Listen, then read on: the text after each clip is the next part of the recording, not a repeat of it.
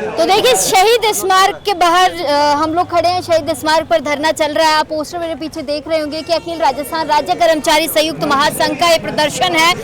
लोगों से जब मैंने बात की तो लोगों का कहना है कि एक तो ठेका प्रथा पे हमें रखा हुआ है, नियमितीकरण करे, तनख्वाह बढ़ाए, 3,000 4,000 5,000 में घर खर्चा नहीं चलता है।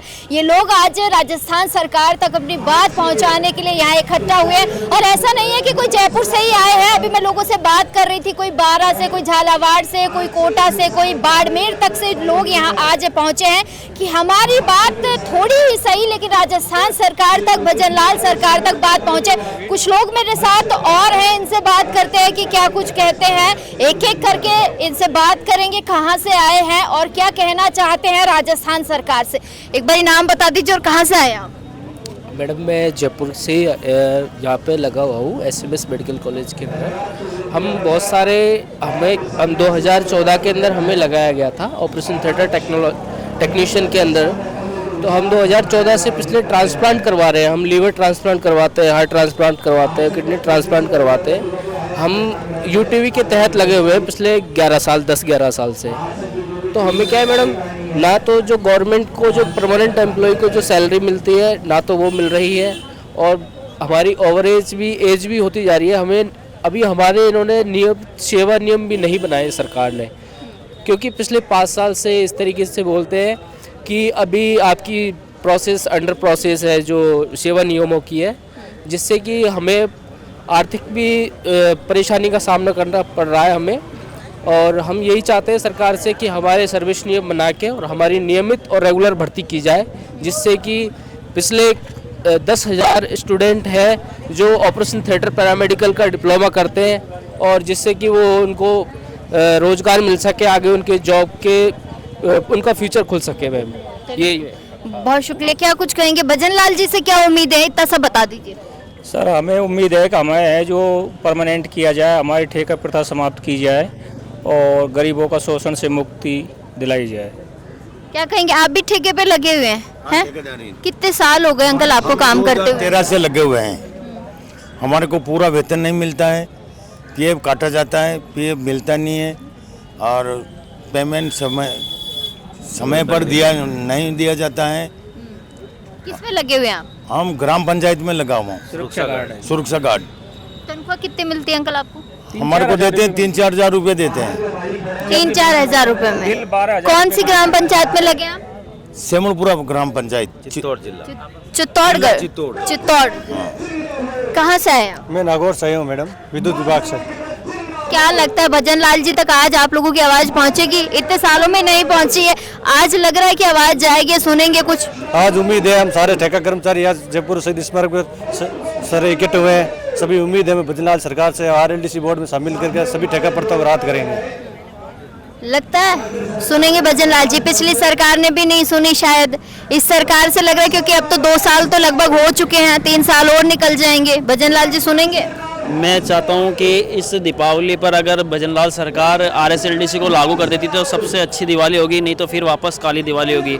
और जो ये ठेका कर्मचारी इतने संख्या में पधारे हैं तो मेरे को लग रहा है कि सरकार सुनेगी।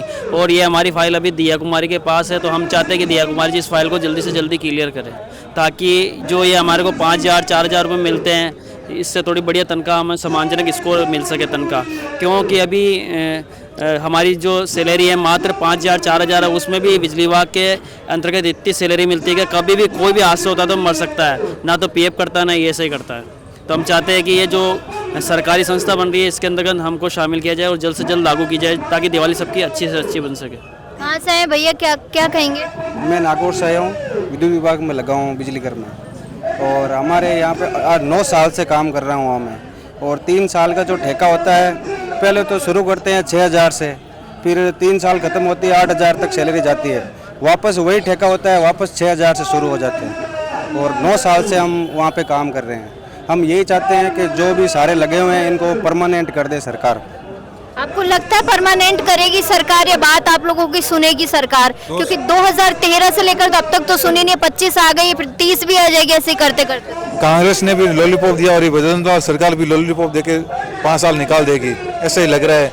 गरीबों का शोषण हो रहा है, 5,000 में कुछ नहीं होता है। बाकी भजनलाल सरकार को सोचना चाहिए, क्योंकि सबका साथ सबका विकास का नारा देती है। ऊपर में भी केंद्र सरकार और यहाँ भजनलाल को ये काम करना चाहिए जिससे पूरा सहयोग मिलेगा कर्मचारी का और गरीब शोषित वर्ग का।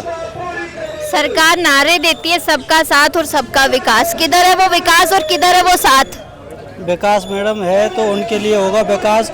जैसे कि आप देख सकते हैं कि लाखों की संख्या में ठेका कर्मचारी है, लेकिन ठेका कर्मचारी हर बार यहाँ पर धरना देते हैं, विभिन्न विभागों के धरना देते हैं। बेचारा 8-8 हज़ार की उनकी सैलरी है और यहाँ आकर वो इतनी दूर दूर से आते हैं, पैसा खर्च करते हैं कि सरकार जो नारा देती है सबका साथ सबका विकास, शायद कुछ हो जाए विकास, लेकिन लाखों की संख्या में लोग हैं अपना कैसे कैसे खर्चा करके इतनी दूर शहीद स्मारक पर आकर धरना दे रहे हैं। लेकिन आप लोगों की पीड़ा सुनोगे, किसी की सैलरी नहीं आ रही, किसी को 7,000 रुपये मिल रहे हैं। जैसे कि मैं बताऊँ, मैं व्यावसायिक शिक्षक हूँ और प्रदेश प्रवक्ता हूँ राजस्थान का, पूरे राजस्थान में प्रदेश प्रवक्ता हूँ। तो उसमें हम देखते हैं कि व्यावसायिक शिक्षकों के 1 साल से अधिक हो गया घर बैठे बैठे, लेकिन अभी तक उनकी सुध नहीं ली जा रही है।